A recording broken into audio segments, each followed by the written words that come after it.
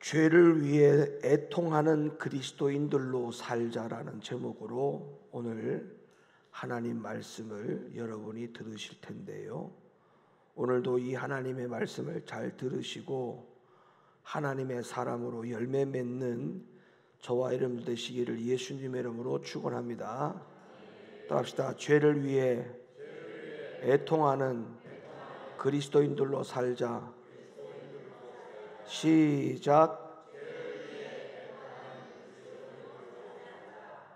오늘 이 말씀대로 사는 저와 여러분 되기를 간절히 부탁합니다. 종교개혁자 마틴 루터가 내세운 슬로건이 여러분도 잘 아시다시피 오직 믿음이라는 슬로건을 내세웠죠. 근데 이 마틴 루터가 내세운 슬로건 오직 믿음이라고 하는 이 슬로건으로 종교개혁을 일으키고 난 이후에 종교개혁 그 자체는 우리가 지지하고 역사적으로 참 잘한 일이고 우리가 인정을 해야 될 일이나, 그러나 이 슬로건으로 인해서 전 세계 교회 안에 잘못되어진 일이 딱 하나가 있습니다. 그게 바로 뭐냐 하면 오직 믿음을 강조하다 보니 회개가 도외시 되었던 것이 사실입니다. 그러니까 믿음만 강조하는 이상한 풍조가 교회 안에 생겨나게 된 것이죠. 더 나아가서는 오직 믿음을 너무 강조하다 보니까 회개를 하면 오히려 잘못된 것처럼, 즉 회개를 하는 자는 믿음이 없는 것처럼, 믿음이 강한 자는 굳이 회개할 필요가 없는데 믿음이 약하니까 회개한다, 이렇게 생각을 하고 이렇게 우리가 회개가 도외시 되는 것이 교회 안에 무너졌다, 이것이 문제다라는 점을 말씀드리지 않을 수가 없습니다. 그러다 보니까 그 결과 교회 안에 어떤 일이 생겨났나요? 우는 자들, 즉 정말 마음을 찢고 회개하는 애통함이 사라져 버렸어요. 오늘 본문에 의하면 참 그리스도인은 심령이 가난한 사람에 이어서 오늘 이 본문에서 소개하고 있는 대목이 뭐냐 하면 애통하는 사람이라는 겁니다.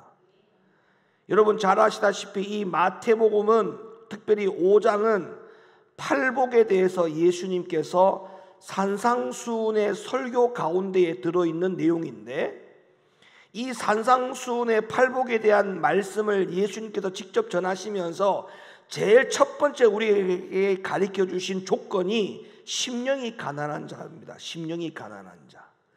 그리고 심령이 가난한 자에 이어서 오늘 두 번째에 오늘 저와 여러분이 읽으신 본문에서 소개하고 있는 부분이 바로 뭐냐 하면 애통하는 사람을 말하고 있거든요.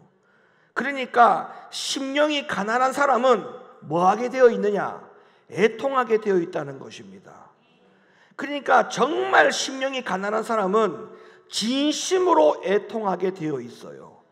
여러분, 눈물도요, 진짜 눈물이 있고 흘릴 필요가 없는 눈물, 흘려도 소용이 없는 눈물, 하나님과 사람에게 감동을 주지 않는 눈물도 있을 수 있습니다. 가령 예를 들면 여러분, 자녀가 잘못을 했을 때, 부모가 야단을 칠 때, 지적을 할 때 자녀가 울지요. 근데 울고 나서 또 잘못을 저질러요. 또 잘못을 저지르는 것을 지적을 하면 자녀가 또 울어요. 그럼 엄마가 또 봐줘. 그리고 나서 또 저질러. 그럼 이 자녀가 어디에 학습이 돼 있냐 하면, 엄마 앞에 가서 잘못했다라고 말할 때 울면 엄마가 안 때리구나, 이게 학습이 된 거죠. 그러니까 계속적으로 잘못을 저질러 놓고 뭐 하면 통과, 울기만 하면 통과라고 하는 것이 학습되어 있다 보니까 나중에는 그 아이가 그 눈물을 뭐 합니까? 이용을 하는 겁니다. 그러니까 그런 눈물은 부모에게 통하지 않죠. 그렇지 않아요?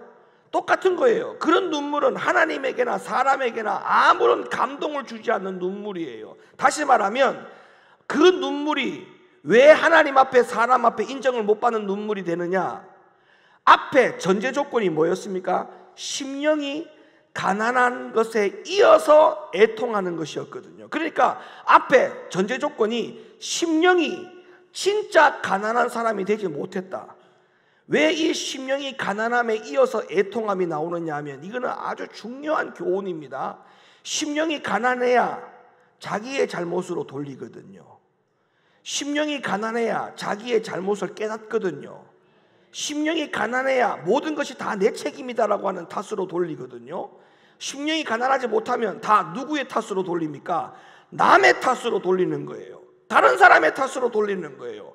그렇게 깨닫는 순간부터 그 눈물은 애통의 눈물이 될 수가 없는 겁니다. 그러니까 이거는 너무나 중요한 법칙입니다. 진짜 참된 애통, 참된 회개의 눈물이 되려면 앞에 전제 조건에 뭡니까? 심령이 가난해야 되는 겁니다. 할렐루야. 심령이 진심으로 가난해야 모든 잘못이 다 내 잘못이다, 모든 것이 나로부터 시작되었다, 이걸 진심으로 깨닫게 되거든요. 그래야 흘리는 눈물이 진짜 눈물이 되고 하나님 앞에나 사람에게나 값진 눈물이 되고 귀한 눈물이 되고 감동을 주는 눈물이 될 수가 있는 거예요. 우리가 애통하는 눈물을 흘려야 되는 것은 알지만 애통하는 눈물은 그냥 쥐어 짠다고 해서 나오는 눈물이 될 수가 없어요. 반드시 전제 조건이 심령이 가난해야 되는 겁니다. 그래야 모든 잘못을 누구의 잘못으로 돌린다? 내 잘못이다. 다 나로 인해서 어려움이 왔다. 나로 인해서 가족이 고통스러워한다. 나로 인하여 내 아내가 슬퍼한다. 나로 인하여 내 자녀가 슬퍼한다. 나로 인하여 내 교인들이 슬퍼한다. 이런 탓으로 돌리지 않는 눈물은 그거는 흘리나 말아 하는 눈물이라는 것입니다. 사랑하는 성도 여러분, 여러분 개인도 마찬가지예요. 하나님 앞에 애통하는 눈물을 통해서 참된 그리스도인으로 살려면 심령이 가난해야 돼요. 주여 나를 용서해 주시옵소서. 다 내 잘못입니다. 나의 연약함, 나의 부족함, 나의 죄, 이거를 주님 앞에 정말 도움을 요청합니다. 주님 나를 도와주세요. 나를 살려주세요. 이런 심령의 가난함으로 인한 참된 애통을 통해서 주님 앞에 참된 그리스도인으로 살아가는 저와 여러분들 예수님의 이름으로 간절히 축원합니다. 그러기에 참으로 참된 애통이 없으면 그 사람은 참된 그리스도인이 아니라는 사실에 대해서 오늘 말씀을 통해서 진심으로 깨닫기를 원해요. 첫째로 애통의 구체적인 의미를 제가 말씀을 드리려고 합니다. 많은 학자들이 누가복음 6장에 근거해서 애통을 가난하고 불행한 사람들이 흘리는 눈물로 해석하는 사람들도 있어요. 그리고 애통을 불행한 환경 때문에 애통하는 것으로 보는 학자들도 의외로 많이 있습니다. 그러나 애통을 이런 해석과는 다르게 적용하는 것이 있는데 그것은 바로 자신의 부족함, 자신의 죄 때문에 애통하는 것이 애통이 성경적으로 또 다른 해석으로 나올 수 있는 겁니다. 그래서 성경에서 바울의 표현을 빌리자면 하나님의 뜻대로 하는 근심에 사로잡혀서 애통하는 것이 바로 자기 자신의 한없는 부족함이나 자기 자신의 죄에 대하여 애통하는 예가 된다라고 바울 선생님께서 우리에게 성경을 통해서 가르쳐 주셨습니다. 그러다 보니까 참된 애통은요, 그 사람의 내면을 반드시 변화시키도록 되어 있어요. 따라서 참된 애통은 나를 변화시킨다. 참된 애통은 나를 뭐 한다고요? 반드시 변화시키는 결과물이 나오게 되어 있습니다. 그래서 실천적인 신앙과 영적 성숙으로 이어져서 진짜 성령의 열매가 나타나는 변화가 일어나는 것은 너무나 당연한 참된 애통의 결과물이다, 이렇게 말씀드릴 수가 있어요. 고린도후서 7장 10절 말씀 열어주세요. 하나님의 뜻대로 하는 근심은 후회할 것이 없는 구원에 이르게 하는 뭐를 한다? 회개를 이루는 것이요. 하나님의 뜻대로 하는 근심은 구원에 이르게 하는 회개를 했잖아요. 구원에 이르게 하는 회개. 여러분 아까 제가 말씀드렸잖아요. 가짜 눈물은 구원에 이르는 회개가 되는 겁니까? 안 되는 거죠. 구원에 이르게 하는 회개가 이루어질 정도의 참된 회개가 지금 일어난다는 거 아닙니까? 그러니까 뭐예요? 그냥 눈물만 흘리고 말까요? 아니죠. 그 사람은 그 즉시 실천적 신앙의 변화가 일어납니다. 그 사람은 내면의 변화가 일어난다니까요. 그래야 진짜 구원에 이르는 회개가 되는 겁니까? 그러니까 하나님 뜻대로 하는 근심, 하나님 뜻대로 하는 근심, 그러니까 내가 참된 눈물, 참된 회개, 참된 애통함은 구원에 이르는 회개로 연결시켜준다. 그러니까 눈물 흘리면서 변화가 안 된다? 그거 다 가짜예요. 정말 참된 회개, 참된 애통, 구원에 이르는 회개가 이루어진다라고 하는 결과물은 정말 내면의 변화가 안 일어난다는 것은 있을 수 없는 불가항력적인 일이라는 겁니다. 사랑하는 성도 여러분, 심령의 가난, 즉 자기 자신의 내면의 실상을 바라보는 눈이 띄어지고 난 다음에 나오는 이 애통은 정말 일반적인 애통, 불행한 환경의 요인으로 따라오는 그런 애통이 아니겠죠. 당연히 그렇지 않습니까? 여기에는 반드시 죄 때문에, 나의 부족함 때문에, 나의 악함 때문에 자기 자신의 내면을 바라보고 나오는 참된 애통일 수밖에 없는 것입니다. 그러므로 이사야 6장 5절 말씀을 보세요. 이사야가 성전에 들어가서 하나님의 영광을 목격하고 거룩하지 못한 자기 자신을 발견하고 나서 이 이사야가 뭐라고 고백하는가를 보세요. 그때에 내가 말하되 화로다 나여 망하게 되었도다. 나는 입술이 부정한 사람이요 입술이 부정한 백성 중에 거하면서 만군의 여호와이신 왕을 배웠음이로다. 자, 요 대목만 딱 보면 이사야가 하나님의 거룩한 성전 안에 들어가서 하나님의 영광을 목격을 하고 난 다음에 자기 자신의 내면을 바라본 거예요. 그렇죠? 그 뭐예요? 이게 지금 심령이 가난한 단계에 들어왔죠? 심령이 가난한 단계가 딱 들어오니까 자기의 부정한 입술을 통해서 부정한 백성들 중에 거하면서 내가 이 거룩한 만군의 여호와 하나님을 섬겼구나라고 하는 것을 깨닫게 되지 않습니까? 이게 참된 애통으로 연결된 거죠. 참된 회개로 연결된 거죠. 그러니까 심령이 진짜 가난해야 돼요. 심령이 가난해야 진짜 애통이 나오는 거예요. 참된 회개가 나오는 거예요. 자기 자신의 내면을 보고 내면에서 애통이 일어나고 결과물이 나오지 않습니까? 우리가 이런 성도들이 되어야 한다는 거예요. 누가복음 7장 38절 볼래요? 한 여인이 눈물로 주님의 발을 씻는 장면입니다. 예수의 뒤로 그 발 곁에 서서 울며 눈물로 그 발을 적시고 자기 머리털로 씻고 그 발에 입 맞추고 향유를 부으니, 이 여인의 눈물이 환경의 탓으로 인한 눈물이었습니까? 신세 타령을 하는 눈물이었습니까? 아닙니다. 심령의 눈물이었어요. 심령의 눈물이었다고요. 심령의 눈물. 그리고 결론적으로 뭐를 부었다고 했어요? 향유를 부었다고 했어요. 자기의 모든 것을 드렸던 거예요. 주님 앞에 모든 것을 드린 거예요. 누가복음 15장 18절에 여러분 잘 아는 탕자의 이야기가 나옵니다. 자, 보세요. 탕자도 자기 자신의 죄를 깨달고 난 다음에 뭐라고 고백하는가 보세요. 내가 일어나 아버지께 가서 이르기를, 아버지여, 내가 하늘과 아버지께 죄를 얻었사오니. 누가 죄를 얻었다고 했어요? 내가 자기 자신에게 탓을 돌리잖아요. 그러니까 심령이 가난하고 참된 애통하는 자, 참된 회개하는 자, 참된 눈물 흘리는 자는 모든 책임을 누구에게 돌린다고요? 내 자신에게 돌리는 것이 성경입니다. 성경이에요. 다 내 때문에 흘리는 눈물이 돼야 돼. 내 때문에 뭐 환경 탓하고 신세 탓하고 내가 이래서 내가 이렇게 할 수밖에 없었다, 그런 눈물은요 소용이 없는 눈물이에요. 내가 부족했다, 다 내 잘못이다. 따라합시다. 내 잘못이다. 누가복음 18장 13절에 세리를 보세요.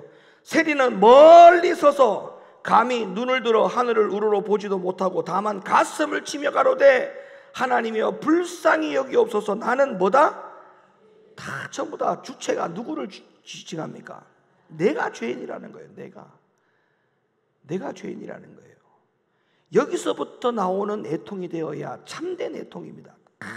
내가 죄인이라는 거예요. 내가. 사도행전 2장 37절 오순절 날에 3,000명이 회개를 하고 마음에 찔려서 탄식할 때도 보세요. 저희가 이 말을 듣고 마음에 찔려 베드로와 다른 사도들에게 물어가로되 형제들아 우리가 어찌할꼬? 내가 어찌할꼬? 우리가 어찌할꼬? 노포대교 성도님들 이런 신앙이 되기 바랍니다. 우리가 어찌할꼬? 우리가 어찌할꼬? 우리가 어찌할꼬? 그리고 마지막으로 로마서 7장 24절 보세요. 바울이 자기 자신의 죄를 깨닫고 난 다음에 뭐라고 울부짖는가를 보세요. 오라 나는 곤고한 사람이로다. 이 사망의 몸에서 누가 나를 건져내랴. 누구의 몸이 사망의 몸이라 했어요? 자기 자신의 몸을 사망의 몸으로 표현하지 않습니까? 이게 참된 회개입니다. 이게 참된 애통이라고요. 자 보세요. 지금까지 성경을 보셔서 아시겠지만 심령의 가난은 이처럼 우리를 참된 애통으로, 다시 말하면 다 나로부터 시작되었다. 내 잘못이다. 내 죄다. 나의 마음이 악하다. 이렇게 고백하고 하나님 앞에 살아가는 모습이 이게 참된 모습이 아닐까요? 왜 아멘 안 하지? 참된 모습이 아닙니까? 이게 참된 모습 아닙니까? 이게 참된 그리스도인이 아니에요. 우리가 이런 그리스도인의 모습이 없다면 그거는 그리스도인의 명찰을 내려놔야 돼요. 조금 전에 로마서 7장 24절에 바울의 일례를 봤듯이 바울은 자기 죄를 인해서 절규하듯이 애통해했습니다. 그리고 예수 그리스도로 말미암아 구원받고 로마서 8장에서 뭐라고 고백하는가 보세요. 바울이 로마서 8장 1절 2절 그러므로 이제 그리스도 예수 안에 있는 자에게는 결코 정죄함이 없나니 이는 그리스도 예수 안에 있는 생명의 성령의 법이 죄와 사망의 법에서 너를 뭐했다? 해방했다. 그러니까 변화가 돼요, 안 돼요? 다시는 성령의 법이 죄와 사망의 법에서 너를 해방했다 했으니까 진짜 심령이 가난한 상태에서 진짜 진심으로 애통을 했다면 그 결과는 성령의 법이 죄와 사망의 법에서 나를 다시 구속시키지 않는 것이니까 자유가 됐으니까 해방이 되었으니까 변화가 되는 거예요, 안 되는 거예요? 결과가 변화가 되는 거지요. 눈물 흘리고 변화가 안 된다? 그거는 가짜 눈물이에요. 가짜 눈물. 그리고 더 중요한 것은 여러분, 바울은 여기서 만족하거나 끝이라고 생각한 적이 없어요. 여전히 자기 안에 남아있는 이 죄성 때문에 또 탄식을 합니다. 로마서 8장 22절 피조물이 다 이제까지 함께 탄식하며 함께 고통하는 것을 우리가 아나니 이뿐 아니라 시작 다시 이뿐 아니라 시작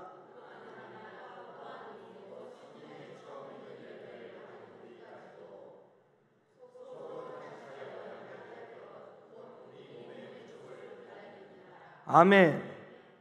바울은 여전히 자기 안에 있는 남아있는 이 죄성 때문에 계속적으로 탄식하고 계속적으로 울부짖습니다. 바울은 오로지 포커스를 누구에게 맞췄느냐? 내 안에 맞췄어요. 내 안에. 바울은 내 안에. 모든 초점을 누구 안에 맞췄다고요? 내 안에. 내 안에 맞춰야 됩니다. 내 안에. 내 안에.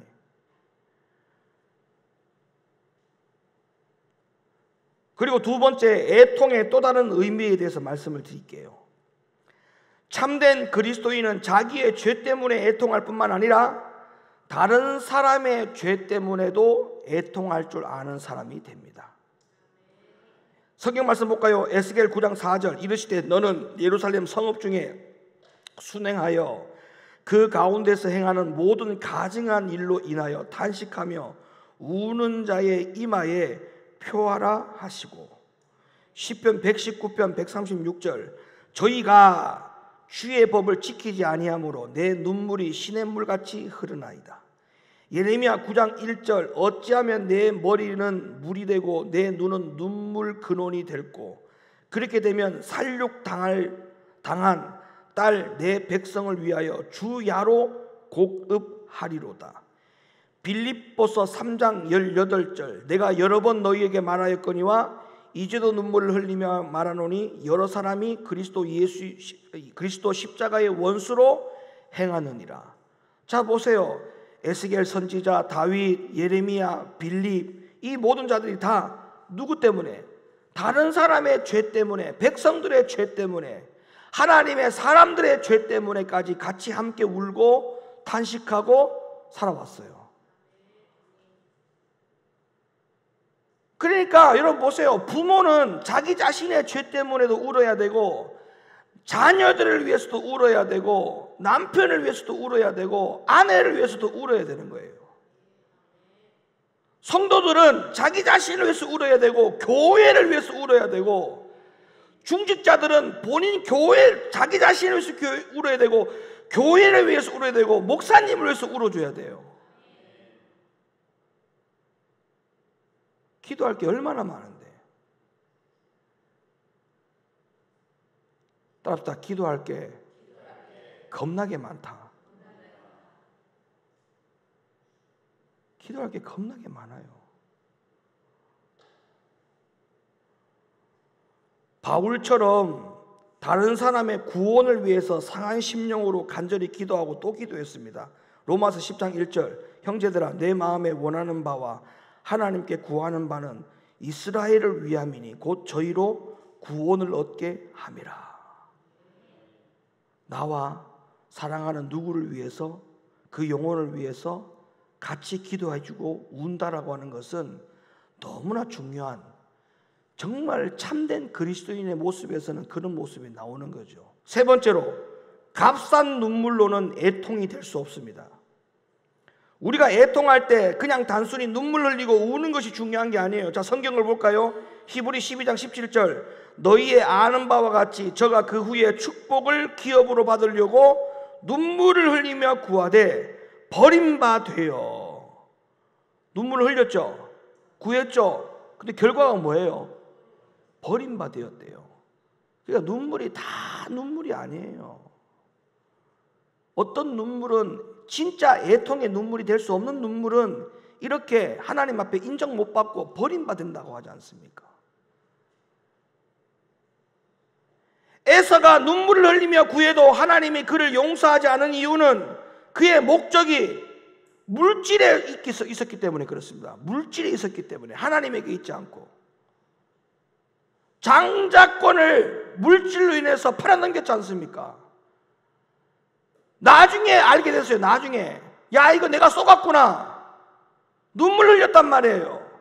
하나님이 그 눈물을 흘려도 구원시키지 못한 거예요. 다시 원래대로 돌릴 수가 없었던 거예요.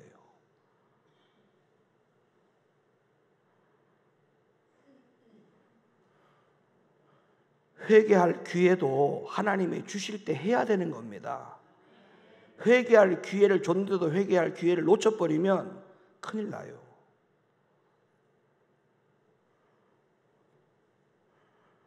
하나님은 우리의 눈물에 절대 쏘고실 분이 아닙니다. 열왕기상 21장 27절 말씀 보세요. 아합이 이 모든 말씀을 들을 때에 그 옷을 찢고 굵은 배로 몸을 동이고 금식하고 굵은 배에 누우며 행보도 천천히 한지라.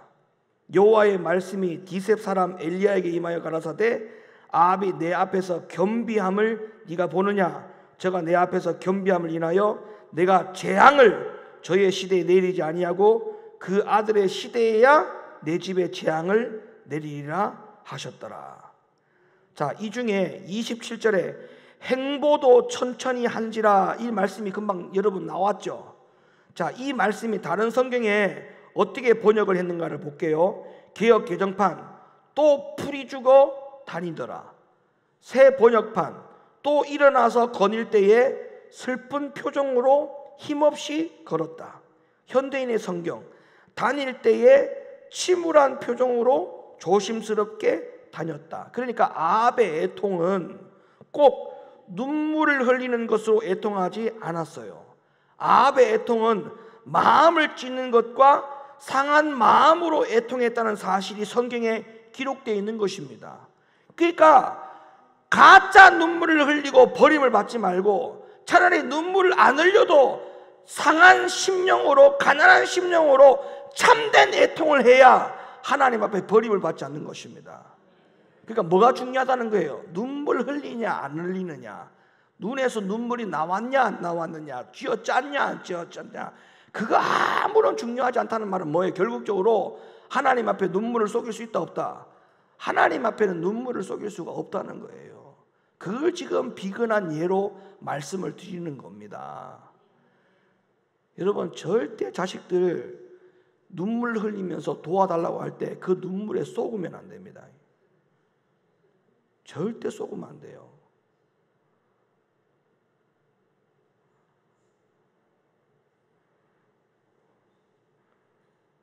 참되고 진실된 애통이 있어야 하나님으로부터 죄사함과 위로를 받는 축복이 보장된다고 성경은 우리에게 이미 말씀해 주고 있습니다. 자, 볼까요? 성경에 그런 말이 있는지 없는지. 시편 32편 1절로부터 5절. 허물의 사함을 얻고 그 죄의 가리움을 받는 자는 복이 있도다. 마음에 간사가 없고 여호와께 정죄를 당치 않는 자는 복이 있도다. 내가 토설치 아니할 때에 종일 신음함으로 내 뼈가 쇠하였도다. 주의 손이 주야로 나를 누르시오니 내 진액이 화하여 여름 가물에 마름같이 되었나이다. 내가 이르기를 내 허물을 여호와께 자복하리라 하고 주께 내 죄를 아뢰고 내 죄악을 숨기지 아니하였더니 곧 주께서 내 죄의 악을 사하셨나이다. 그 참된 애통, 참된 회개, 이것이 결과가 하나님의 참된 위로, 죄 사함, 축복 연결되지 않습니까? 시편 51편 1절로부터 17절. 하나님이여 주의 인자를 쫓아 나를 긍휼히 여기시며 주의 많은 자비를 쫓아 내 죄가를 도말하소서. 나의 죄악을 맑게 씻기시며 나의 죄를 깨끗이 제하소서. 대저 나는 내 죄가를 아노니 내가 항상 내 앞에 있나이다. 내가 주께만 범죄하여 주의 목전에 악을 행하여 싸우니 주께서 말씀하실 때에 의로우시다 하고 판단하실 때에 순전하시다 하리이다.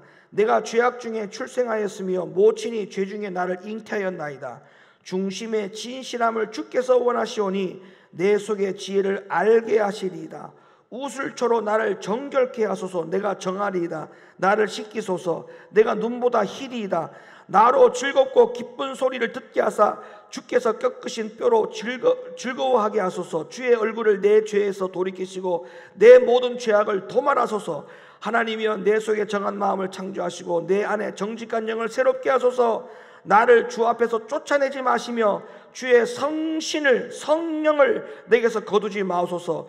주의 구원의 즐거움을 내게 회복시키시고 자원하는 심령을 주사 나를 붙드소서. 그리하면 내가 범죄자에게 주의 도를 가르치리니 죄인들이 주께 돌아오리이다. 하나님이여 나의 구원의 하나님이여 피 흘리신 죄에서 나를 건지소서. 내 혀가 주의 의를 높이 노래하리이다. 주여 내 입술을 열어주소서. 내 입이 주를 찬송하여 전파하리이다. 주는 제사를 즐겨 아니하시나니 그렇지 않으면 내가 드렸을 것이라. 주는 번제를 기뻐 아니하시나이다. 하나님의 구하시는 제사는 상한 심령이라. 하나님이여 상하고 통회한 마음을 주께서 멸시치 아니하시리이다. 할렐루야. 이 말씀을 잘 기억하셔야 돼요. 이 말씀을 여러분들이 잘 기억하셔야 돼요. 그리고 마지막으로 진정으로 자신의 죄와 다른 사람의 죄에 대하여 애통하는 자는 장차 천국에서 받게 될 위로가 뭔지에 대해서 말씀을 찾아보고 마치겠습니다. 누가복음 16장 25절. 아브라함이 가로되 예 너는 살았을 때에 네 좋은 것을 받았고 나사로는 고난을 받았으니 이것을 기억하라. 이제 저는 여기서 위로를 받고 너는 고민을 받느니라. 계시록 7장 15절. 그러므로 그들이 하나님의 보좌 앞에 있고 또 그의 성전에서 밤낮 하나님을 섬김에 보좌에 앉으신 이가 그들 위에 장막을 치시리니 저희가 다시 줄이지도 아니하며 목마르지도 아니하고 해나 아무 뜨거운 기운에 상하지 아니할지니 이는 보좌 가운데 계신 어린 양이 저희의 목자가 되사 생명수 샘으로 인도하시고 시작. 하나님께서 저희 눈에서 모든 눈물을 씻어 주실 것이미라. 할렐루야. 계시록 21장 1절. 또 내가 새 하늘과 새 땅을 보니 처음 하늘과 처음 땅이 없어졌고 바다도 다시 있지 아니하더라. 또 내가 보매 거룩한 성 새 예루살렘이 하나님께로부터 하늘에서 내려오니 그 예비한 것이 신부가 남편을 위하여 단장한 것 같더라. 내가 들으니 보좌에서 큰 음성이 나서 가로되 하나님의 장막이 사람들과 함께 있으며 하나님이 저희와 함께 거하시리니 저희는 하나님의 백성이 되고 시작. 하나님은 친히 저희와 함께 계셔서 모든 눈물을 그 눈에서 씻기심에 다시 사망이 없고 애통하는 것이나 곡하는 것이나 아픈 것이 다시 있지 아니하느니 처음 것들이 다 지나갔습니다. 아멘. 할렐루야. 그러니까 진심으로 하나님 앞에 심령이 가난한 상태에서 나의 죄에 대하여 울고 다른 사람의 죄에 대하여 함께 울면 하나님 나라에 가서 우리는 큰 위로를 받게 된다. 옆 사람 보면서 인사합시다. 죄를 위해 애통하는 그리스도인들로 살자. 할렐루야.